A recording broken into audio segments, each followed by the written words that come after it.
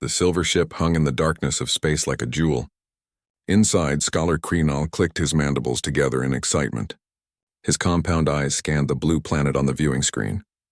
Water covered most of its surface. Green and brown land masses dotted the oceans. White clouds swirled in beautiful patterns. Another life-bearing world, Krenal announced to his team. Mark it in the survey records. This makes Sector 47 complete. His assistant, a young scholar named Prillet, moved closer to the screen. Should we scan for intelligent life? Standard procedure, Krenal agreed. He activated the deep space sensors.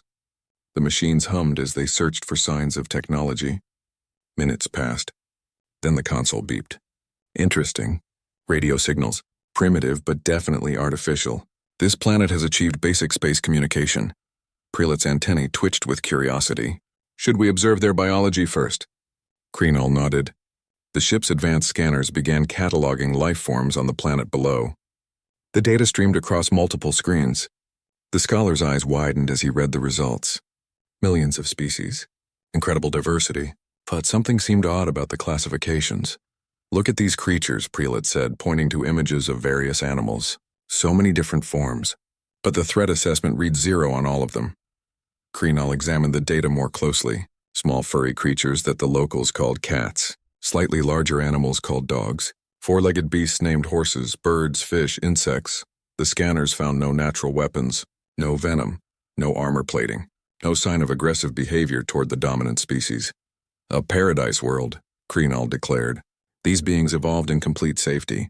No wonder they seem so peaceful. He made detailed notes in his report. The dominant species calls themselves humans. They share their living spaces with smaller animals. Remarkable harmony. The ship transmitted its findings to the Galactic Council headquarters. 3 days later, a response arrived. High Counselor Vextar himself had reviewed the report. The Council wanted immediate first contact. This primitive species would make an easy addition to the galactic community. Krenal composed the first contact message. He kept it simple. Greetings from the Galactic Council. An invitation to meet. Coordinates for a neutral station. The message beamed toward the planet at light speed. On Earth, Captain Taeyang Han sat in his command chair aboard the KSSV Indomitable. The ship orbited high above the planet, monitoring space traffic and watching for threats. His crew worked quietly at their stations. It was a routine patrol shift. Then every alarm on the bridge started screaming at once. Sir, the communications officer shouted. We're receiving a transmission. Origin point is beyond our solar system. The signal is strong and directed specifically at Earth. Han leaned forward. His heart raced, but his voice stayed calm. Put it on screen. Text appeared in perfect English. The message introduced the Galactic Council. It explained that Earth had been discovered. It invited humanity to join thousands of other species in a peaceful alliance. Coordinates followed for a meeting location. This is it, Han whispered. First contact. Get me Earth Command immediately, and somebody wake up Ambassador Lee. 2 weeks later, Ambassador Heejin Lee stood in the airlock of Earth's finest diplomatic vessel. She smoothed her formal uniform and checked her reflection one final time. Behind her stood Captain Han, Dr. Nari Kwan, Lieutenant Junho Park, and pilot Minho Choi. Earth's first contact team. Remember, Lee said to her team, we represent all of humanity today. Stay calm, be respectful. Learn everything you can. The airlock opened. They stepped into the Council's meeting station. The chamber beyond took their breath away. It stretched hundreds of meters in every direction. Thousands of beings filled the space. Some walked on 2 legs. Others had 4 or 6. Some floated. Others slithered. Every imaginable body type gathered under one massive dome. But something felt wrong. Dr. Kwan noticed it first. She leaned close to Captain Han. Look at their eyes, she whispered. They're all on the sides of their heads. All of them. Before Han could respond, a tall reptilian figure approached. His scales shimmered green and gold. A formal robe covered his body. His eyes sat far apart on his head, giving him nearly 300 degrees of vision. Welcome, the reptilian said in perfect English. I am High Counselor Vextar. We are honored to meet Earth's representatives. But his tone carried something else. Amusement. Maybe even mockery. Ambassador Lee bowed politely. The honor is ours, High Counselor. Humanity is grateful for this opportunity. Vextar led them to a raised platform at the center of the chamber. Holographic projectors surrounded them. "We have prepared a presentation about your world," he announced. His voice echoed through the vast space. "Your planet fascinates us." The lights dimmed. Images of Earth appeared in the air. Beautiful shots of forests and oceans, cities and farmland. Then the images changed to show Earth's animals. A video played showing a house cat batting at a toy. Laughter rippled through the alien crowd. Another video showed dogs playing fetch in a park. More laughter. Then footage of children riding ponies. The chamber erupted in loud amusement. "Such gentle creatures," Vextar said, his voice dripping with condescension. "You live among these soft, harmless animals. How peaceful your world must be." The other council members clicked and chirped their agreement. "You've never known real danger. No true threats. Your planet is a garden of docile life." Ambassador Lee kept her expression neutral, but confusion flickered in her eyes. Why were they laughing? These were just normal animals. Every planet had animals, didn't it? Dr. Kwan pulled out a small tablet and started taking notes. Something about this situation didn't add up. She began scanning the aliens around them with a handheld device. Biological readings filled her screen. Her eyes grew wider with each scan. "Fascinating beings from a safe little world," Vextar continued. "We will assign you guest quarters while we process your integration paperwork. Standard procedure for new members.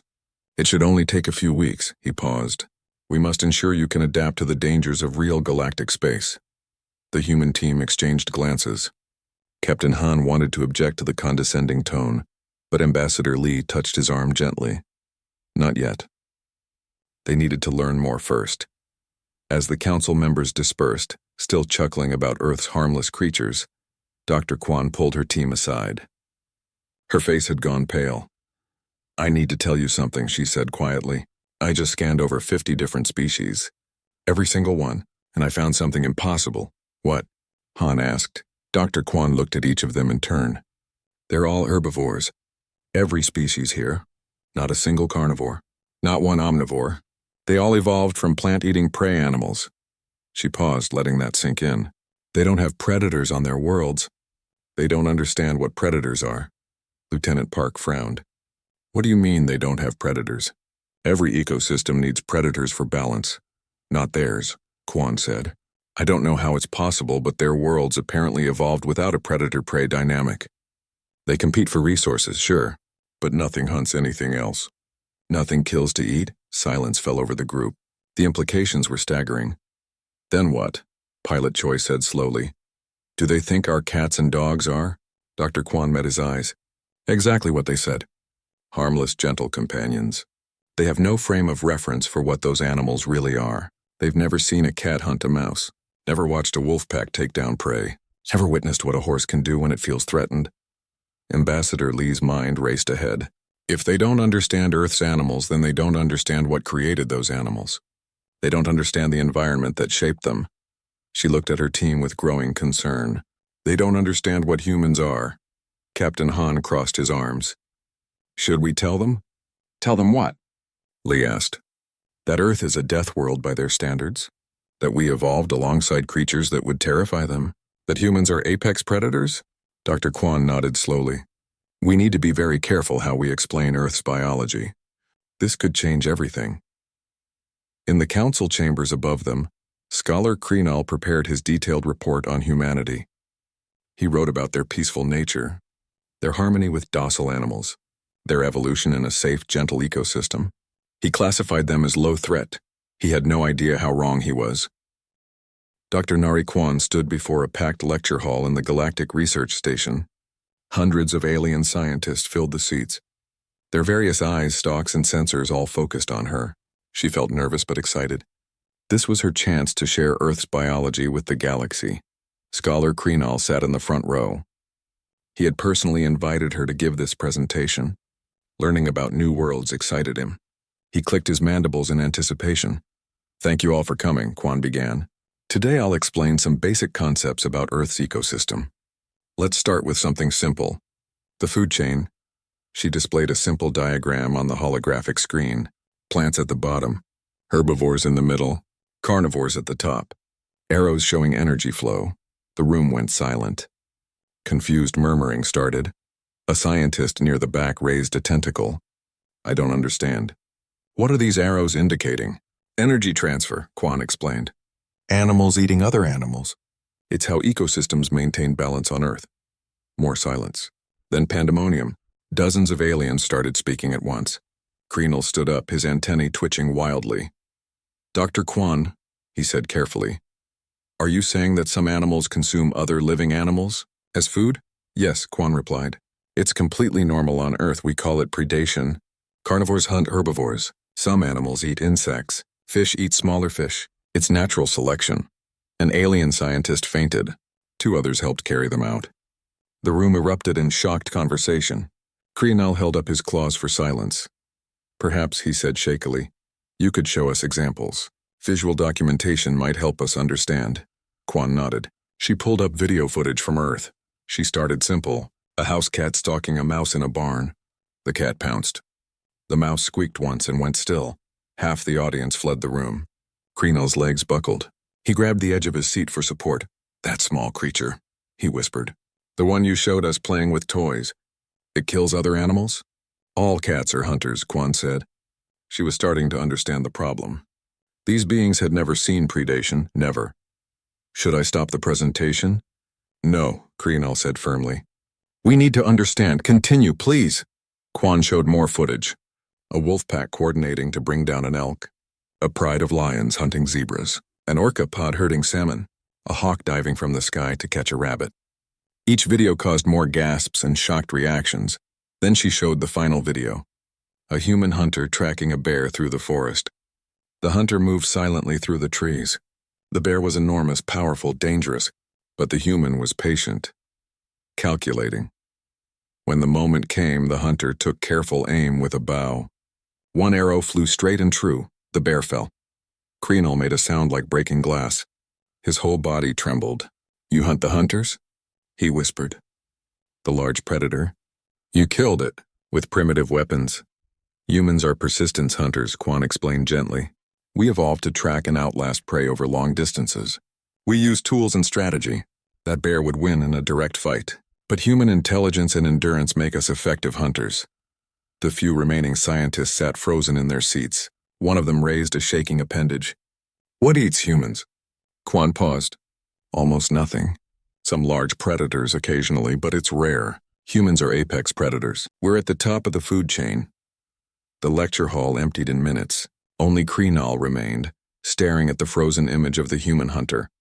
Dr. Quan sat down next to him. I'm sorry, she said softly. I didn't realize this would be so disturbing. On Earth, this is just nature. It's how ecosystems work. Predators control prey populations. It maintains balance. We have no word for predator in my language, Kreenel said. The concept doesn't exist. Animals compete for food, yes. For territory. For mates. But to kill and consume another thinking, feeling creature? He shuddered. We never imagined such a thing was possible. How did your worlds evolve without predators? Quan asked. She genuinely wanted to know. Predation is such a strong evolutionary pressure. It drives so much adaptation. Our scientists have theories, Kreenel said. Perhaps our worlds were too stable. Too much food. Not enough pressure for such aggressive strategies to develop. Or perhaps predator species did exist once, but killed themselves off before achieving intelligence. We don't know. He looked at her. But now we found you. A world where predation thrives. Where it created tool-using intelligence. Emergency alarms suddenly blared through the station. Kreenel jumped to his feet. The holographic displays switched to show the council chambers. High Counselor Vextar stood before the assembled delegates.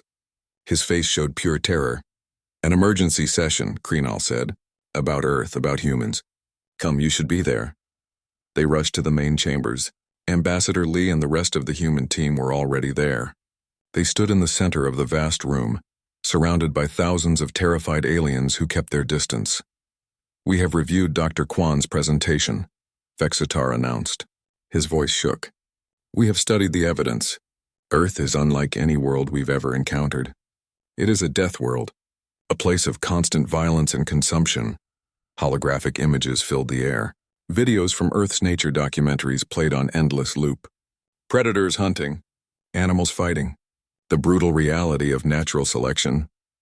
Those creatures you mocked, Vextar continued, pointing at an image of a cat, are efficient killing machines. Those dogs are descended from pack hunters. The horses can crush bones with their hooves. And humans? He paused, looking directly at Ambassador Lee. Humans domesticated these killers, made them into pets, into servants. Ambassador Thiran, a delegate from a peaceful herbivore species, stood up. Her voice was gentle despite the fear in her eyes. Ambassador Lee, we must ask, how do humans coexist with such dangerous creatures? Are you not afraid? Lee looked around the room at all the frightened faces. She chose her words carefully. We're not afraid because we understand them. Cats and dogs and horses aren't dangerous to humans. Not anymore. We've lived together for thousands of years. They're our friends, our companions. Yes, they have predator instincts, but so do we. We understand each other. You have predator instincts, Vextar repeated slowly. You admit it. Of course, Captain Han spoke up. Humans are omnivores with predatory ancestry. We evolved that way, but we also evolved intelligence, empathy, and civilization. We don't hunt people. We grow food now. We've moved beyond pure survival. A delegate from the far side of the chamber shouted, But you could hunt us. You have the instincts, the capability. What's to stop you? Choice, Lee said firmly. The same thing that stops us from hunting each other. Morality, laws, compassion. Yes, humans have the capability for violence. We evolved in a harsh environment. But capability doesn't mean intent. We choose peace. The chamber fell silent. Thousands of prey species looked at 5 predators and tried to understand, tried to believe. Lieutenant Park stepped forward. If I may speak, counselors, I understand your fear, but consider this. Every human capability you find frightening, we also use for protection. We can track threats, respond quickly to danger, coordinate in groups. We evolved these skills for survival, but now we use them for security, for rescue, for defense, perhaps, suggested a voice from the crowd. It was Kreno. He moved to stand beside the human delegation. Perhaps we should test this claim. If humans say they can control their predatory nature, let them prove it. Vextar's eyes narrowed. What do you propose, scholar? The Draken Empire considers themselves warriors, Kreno said. They are our strongest species, our defenders. Let them challenge the humans to trial by combat. If humans truly control their predatory instincts, they will fight with honor and restraint. We will see their true nature revealed. From a distant section of the chamber, Commander Felroth stood. The Draken was massive, 3 meters tall, covered in thick scales. His species had evolved from large herbivores but had developed aggressive territorial behaviors. They were the closest thing the galaxy had to warriors. We accept this proposal, Felroth rumbled. My champions will face these supposed predators. We will show the council that size and strength matter more than ancient hunting instincts. He looked directly at Captain Han. Choose your warrior. Han glanced at Lieutenant Park, who nodded once. Lieutenant Junho Park will represent humanity. 1 human against 3 Draken, Felroth declared. Tomorrow, in the grand arena, we shall see what apex predators can truly do. As the council chamber emptied, the human team gathered together. Park stretched his shoulders casually. 3 against 1? That's almost fair. Don't underestimate them, Han warned. They may not be natural predators, but they're trained warriors. Park smiled. Captain, I spent 6 years in Force Recon. I've trained in 12 different martial arts. I've survived situations that would give these aliens nightmares. He looked toward where Felroth had stood. Tomorrow they're going to learn what millions of years of predatory evolution actually means. Dr. Kwan watched the aliens scatter in fear as the humans walked past. She thought about food chains and apex predators, about natural selection and survival of the fittest. Tomorrow the galaxy would learn a hard lesson. Prey species shouldn't challenge predators. The grand arena stretched beneath a purple sky. 50,000 aliens packed the stands. Beings from 100 worlds came to watch the trial. Holographic cameras floated everywhere, broadcasting to billions more across the galaxy. The air buzzed with nervous energy. Lieutenant Junho Park stood in the center of the arena floor. He wore light combat fatigues. No armor, no weapons, just his training and his body. He rolled his shoulders and took slow, deep breaths. Calm, focused, ready. In the viewing box above, Captain Han watched through binoculars. Ambassador Lee sat beside him, her hands clasped tight. Dr. Kwan had her tablet out, recording everything. Pilot Choi leaned against the railing, looking unconcerned. 3 against 1, Lee murmured. This isn't fair. No, Choi agreed. It's not fair to them. A horn blared across the arena. 3 massive doors opened on the far side. The Draken champions emerged. Each stood 3 meters tall. Thick scales covered their bodies like natural armor. Muscles rippled under their hides. They carried no weapons either, but their claws looked sharp enough to tear metal. The crowd roared. The Draken were their heroes, their protectors. Surely these giants would crush the small human. Park watched the 3 warriors approach. He noted their movements, the way they distributed their weight. The slight hesitation in the left one's step, the overconfidence in the middle one's posture.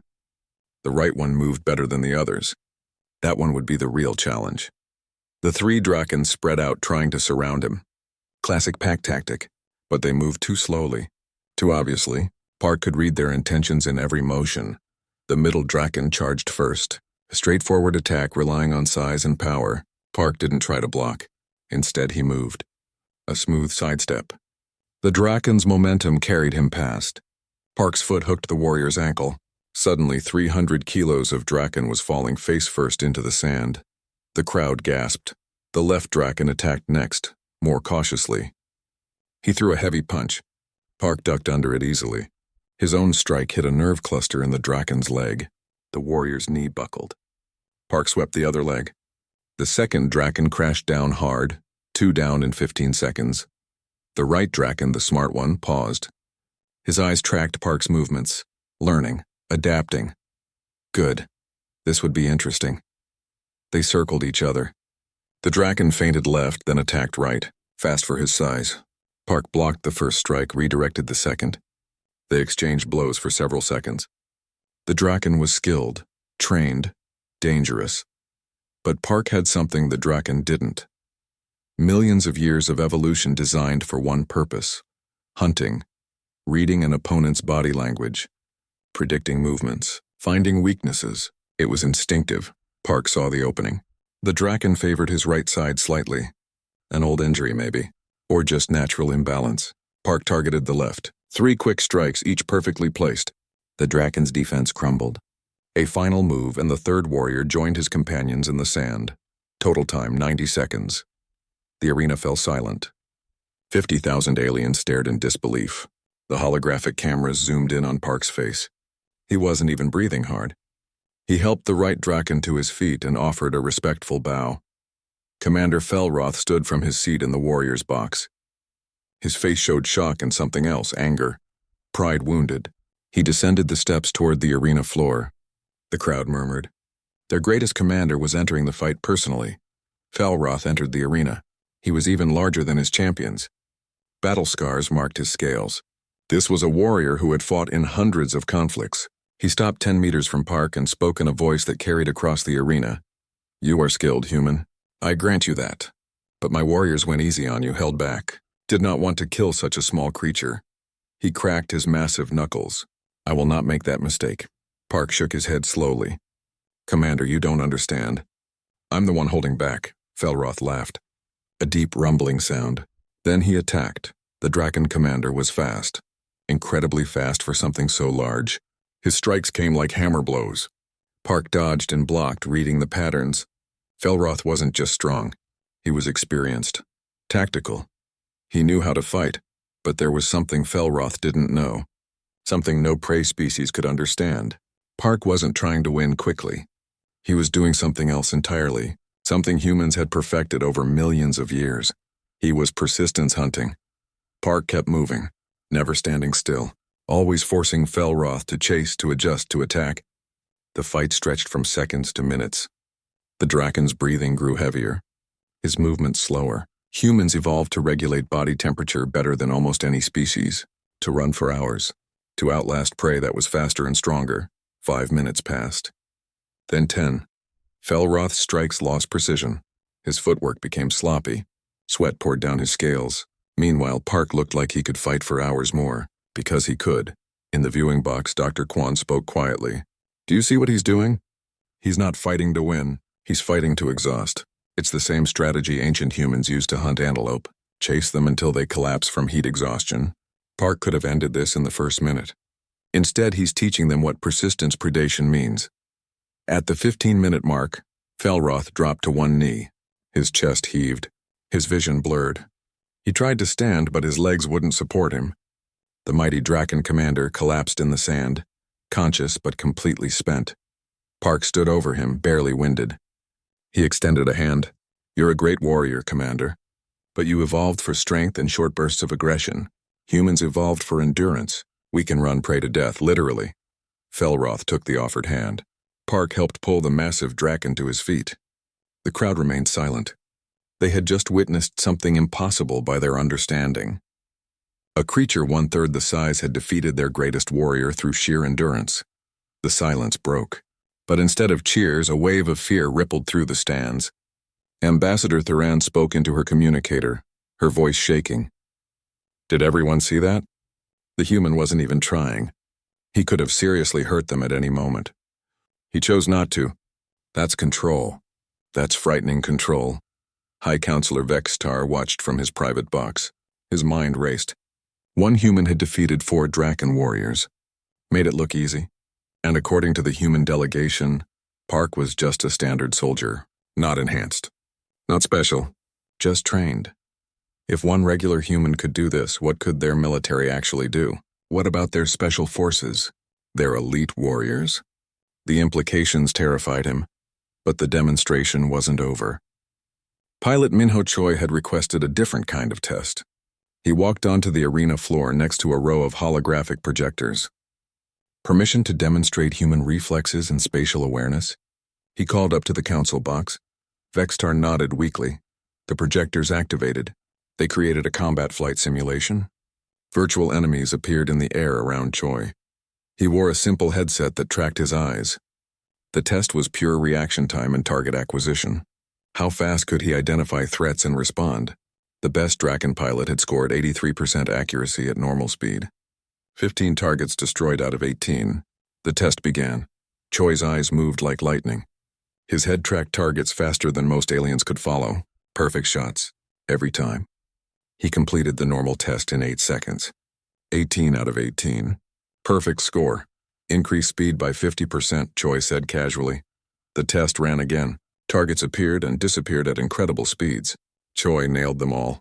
Again. Double speed. At speeds that would be impossible for any known species, Choi still scored perfectly. He turned to face the crowd. Human eyes evolved to track fast-moving prey. Birds in flight. Running animals. Our brains process visual information incredibly quickly. It's useful for hunting. And for flying. Dr. Kwan stood and addressed the council through her communicator. May I explain what you've seen today? Lieutenant Park demonstrated pursuit predation. Humans evolved to chase prey over long distances. Our endurance is unmatched. Pilot Choi showed visual tracking ability. We can follow and predict fast-moving targets. These aren't military skills. These are basic human capabilities. Every person on Earth can do these things to some degree. She pulled up biological data on the holographic displays. Humans have forward-facing eyes, binocular vision, depth perception optimized for tracking prey. We have opposable thumbs designed for tool use and throwing. Our shoulders are structured for throwing accuracy. We can hit moving targets at range. No other species in the galaxy can throw with human precision. More data appeared. Human brains dedicate enormous processing power to pattern recognition. We see faces in clouds, patterns in chaos. It helped our ancestors track prey and spot predators. We read body language instinctively. We predict movements. We think several steps ahead. Scholar Kreenal stood in his section of the stands. His voice carried clearly. And you domesticated other predators. Wolves became dogs through selective breeding. You took creatures that hunted in packs and made them your partners, because you understood them, because you're like them. Ambassador Lee nodded. Yes, we understand predators because we are predators. But we're also more than that. We have empathy, morality. We choose cooperation over competition. The council chambers hummed with nervous energy. 10,000 delegates filled the vast space. Representatives from every member world gathered for the emergency session. The topic: What to do about humanity. High Counselor Vextar stood at the central podium. His scales had lost their usual shine. Fear did that. He looked out at the assembled masses and began to speak. We face an unprecedented situation. For the first time in galactic history, we have encountered a predator species. Not just any predators. Apex predators. Tool-using, intelligent, spacefaring apex predators. He paused. The question before us is simple. Do we welcome them or contain them? A delegate from the Threxian collective stood. Her species resembled large rabbits with 6 legs. Contain them! We must contain them. Did you see what that single human did to our best warriors? Imagine what an army of them could do. We would be helpless. Shouts of agreement rang out. Fear rippled through the crowd. Vextar raised his claws for silence. I understand your fear. I share it. But consider the practicality. Humans have nuclear weapons, antimatter drives. They could reach our worlds within months if they chose to. A blockade might anger them, provoke them. We must think carefully. Ambassador Lee stood in the observation gallery. She and her team had been allowed to watch the debate but not participate. Not yet. She clenched her fists, forcing herself to stay calm. To let them talk. To let them work through their fear. Dr. Kwan leaned close. This isn't going well. Give them time, Lee whispered back. They need to process what they've seen, what we represent. Below, another delegate spoke. This one resembled a large insect with translucent wings. Perhaps quarantine is the answer. We don't blockade them. We simply ask them to stay in their own system. No expansion. No colonization. We provide them resources, technology, entertainment, everything they need. Just keep them away from us. More murmurs of agreement. Captain Han shook his head. They want to make Earth a prison. A gilded cage. Then a different voice cut through the noise. Ambassador Thuran stepped forward. Her species, the Quellan, were small and gentle. Herbivores who had never known violence. Yet she spoke with unexpected strength. With respect, counselors, I believe we are making a mistake. Yes, humans are predators. Yes, they are dangerous. But danger is not the same as evil. A sharp knife is dangerous, but it can cut vegetables or save a life in surgery. The danger lies in how it is used. The chamber quieted slightly. Thuran continued. I have spoken with the human delegation. Ambassador Lee, Dr. Kwan, Captain Han. Do you know what I see in them? The same thing I see in us. Fear. Not fear of us, but fear for us. They worry about our judgment. About how we perceive them. Predators don't worry about their prey's feelings. Scholar Kreenel rose to stand beside Thuran. I have studied Earth's history. Humans have a word, domestication. They took wolves and made them dogs. They could have exterminated wolves. Instead, they formed partnerships. They saw the value in the predator. They chose cooperation. But they domesticated predators for their own use, another delegate shouted. To serve them. Are we to become their pets? No, Thuran said firmly. We are to become their partners. Their allies. Dogs are not slaves to humans. Visit Earth's history archives. Dogs are family, companions. Humans love their dogs. Protect them. Care for them. That relationship goes both ways. Vextar considered this. You propose we trust them? Based on how they treat their animals? I propose we give them a chance, Thuran replied. Yes, with conditions. Oversight, gradual integration. But containment will only breed resentment. We need to ask ourselves, would we rather have humans as watched allies or desperate enemies? The debate raged for hours. Arguments flew back and forth. Fear versus hope, caution versus trust. Then something happened that changed everything. Alarms shrieked through the station. Red emergency lights flashed. A voice boomed over the intercom. All delegates remain calm. We have detected an emergency situation. A civilian transport is under attack by raiders from the disputed rim. Holographic displays showed the situation. A passenger ship, 200 beings aboard, mostly families. 5 raider vessels surrounded it. Pirates, criminals who operated beyond council jurisdiction. They had weapons. The transport had none. Council security forces are 40 minutes away, the voice reported. The closest vessel to the transport is a pause. The human ship Indomitable. Distance, 8 minutes at maximum speed. Every eye in the chamber turned to the human delegation. Captain Han was already moving. He spoke rapidly into his communicator. Indomitable, this is Han. Emergency Authorization Alpha 7. Intercept that transport. Full combat readiness. I'm transmitting the coordinates now. Vextar stepped forward. Captain Han, you have no authority to deploy military forces in Council space. This is a violation of first contact protocols. Han turned to face him. His expression was cold, hard. The prey species in the room instinctively stepped back from that look. There are children on that transport, Counselor. I'm not asking permission. I'm informing you. My ship is responding. The holographic display switched to show the Indomitable accelerating toward the crisis. The human warship moved fast, faster than any Council vessel.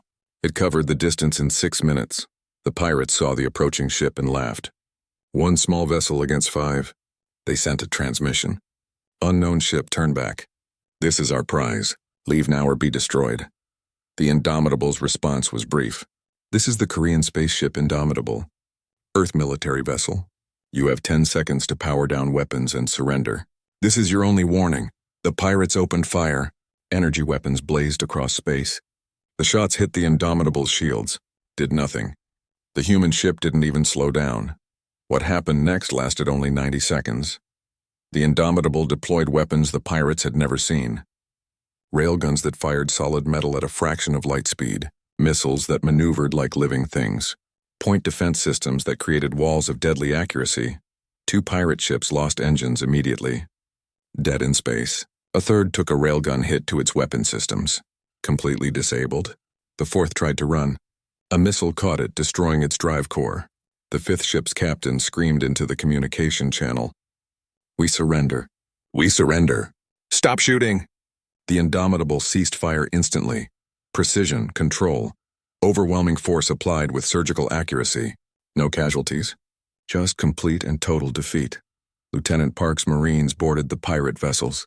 The Council watched through camera feeds as the human soldiers moved through the ships. Fast, efficient, terrifying. The pirates surrendered immediately. Some of them were crying. One pirate captain, a large aggressive species that Council forces had always struggled to contain, dropped to his knees when Park entered the bridge. We didn't know, the pirate whimpered. We didn't know they were human. Please, we surrender. Don't hurt us. Park secured the pirates with calm efficiency. No violence, no threats. Just professional competence. Within minutes, all 5 crews were in custody. The civilian transport was safe. Not a single innocent being harmed. The Council chambers remained silent as the operation concluded. Every delegate had watched, seen what human military capability actually meant, seen how quickly and decisively humans could act when protecting others. Vextar slowly returned to the podium. His claws trembled slightly. Captain Han, on behalf of the Council, I thank you. You saved 200 lives today.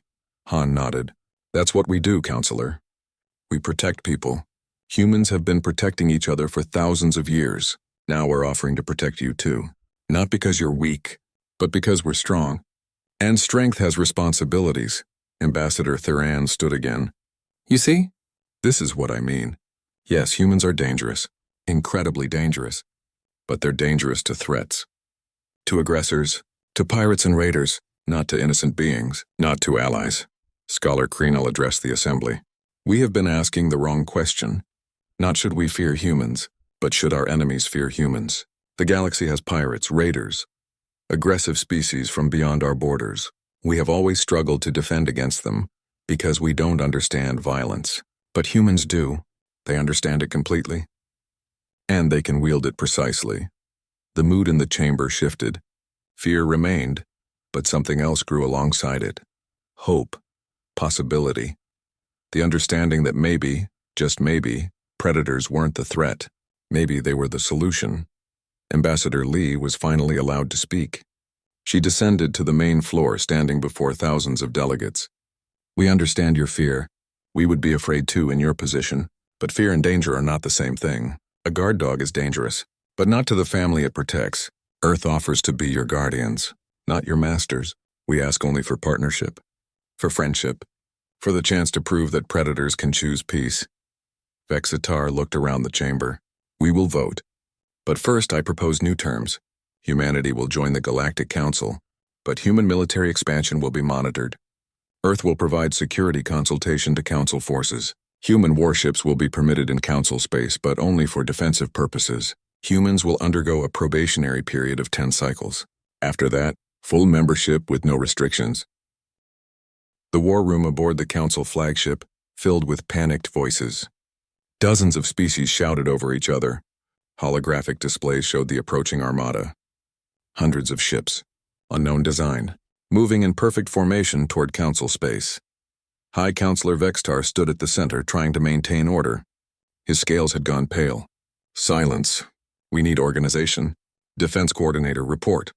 The Defense Coordinator, a nervous herbivore species, stammered through the data. The fleet is massive. Our scanners show weapons, heavy armor. They're not responding to any communication. Based on their trajectory, they'll reach the outer colonies in 48 hours. What are our defensive capabilities? Vextar asked. Silence. The coordinator looked down. Counselor, we have patrol vessels. Science ships. Some have defensive shields. But we don't have warships. Not real ones. We've never needed them. Ambassador Theran spoke up, her voice shaking. We're prey species. We evolved running from threats, not facing them. We built the Council on trade and diplomacy. We have no military doctrine, no battle tactics. We don't know how to fight a war. Captain Han had been listening quietly. Now he stepped forward. But we do. Every head turned toward him. Vextar's eyes widened. Captain Han, we just voted to accept humanity conditionally. We cannot ask you to fight our war. This is not your responsibility. Yes, it is, Han replied firmly. You accepted us into the Council. That makes you our allies, and we protect our allies. That's what pack animals do. He moved to the tactical display. Show me everything you have on these invaders. Dr. Kwan joined him, her tablet already analyzing the data. These ships are silicon-based, not organic. They're consuming everything in their path. Asteroids, space stations, even planets with organic life. They're not invading. They're feeding. Scholar Kreenal clicked his mandibles in recognition. The Void Swarm, an old legend from the dark regions of space.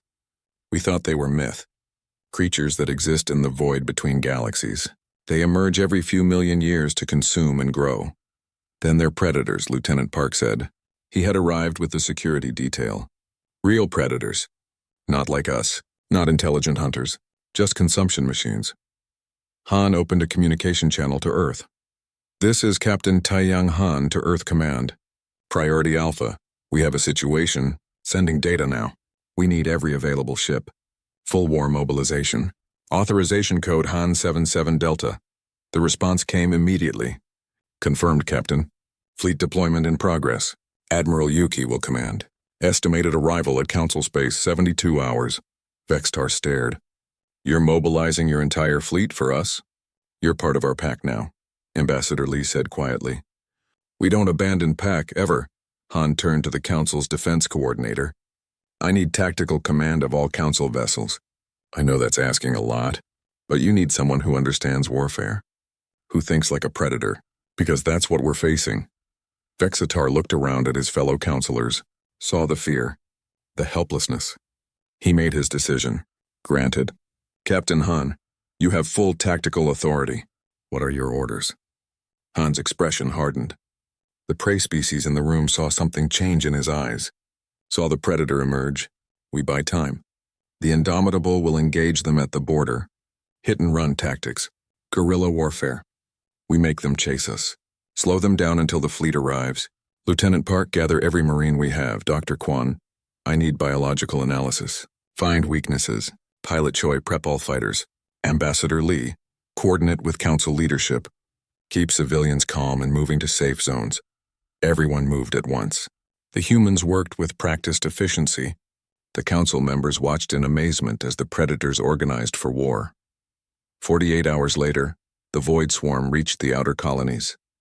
The Indomitable waited for them. Captain Han stood on his bridge. All hands, this is the captain. We're about to face something the Council has never seen. An enemy that only understands consumption. They think we're just more food. Let's teach them about apex predators. Fire when ready. The Indomitable opened fire. Railguns tore through the lead swarm vessels. Missiles detonated in precise patterns. The human warship danced between enemy formations, striking and retreating. Hit and run, the ancient tactic of persistence hunters. The swarm tried to overwhelm with numbers, but numbers meant nothing against strategy. The Indomitable led them into asteroid fields, used debris as cover, set traps and ambushes.